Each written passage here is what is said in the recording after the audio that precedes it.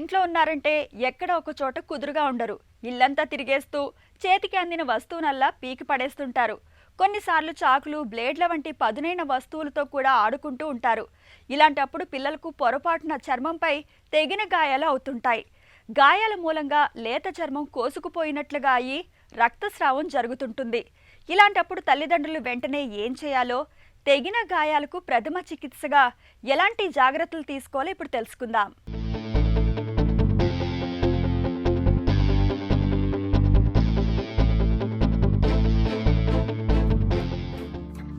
చర్మంపై తెగిన గాయాలైనప్పుడు ముందుగా గాయాల్ని నీరు లేదా సబ్బుతో శుభ్రంగా కడగండి.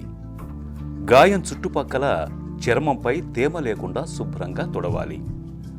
ఆ తర్వాత గాయంపై శుభ్రమైన బట్ట ఉంచి బ్యాండేజీని కట్టండి. గాయానికి వాపు రావటానికి వీలుగా బ్యాండేజీని కొంచెం వదులుగానే కట్టాలి.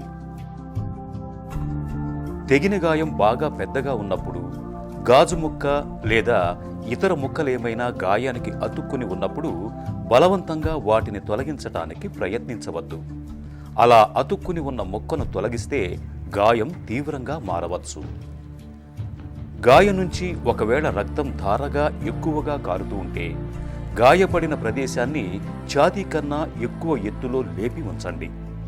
శుభ్రమైన బట్టను మడతలుగా పెట్టి గాయం పైన ఉంచి గట్టిగా నొక్కాలి. రక్తం కారటం ఆగిపోయేదాకా ఇలా చేస్తూనే ఉండండి.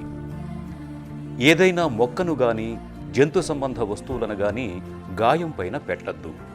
వాటి వల్ల ఇన్ఫెక్షన్ సోకే అవకాశం ఉంటుంది. గాయపడిన వ్యక్తిని వెంటనే సమీపంలోని ఆసుపత్రికి తీసుకెళ్ళండి.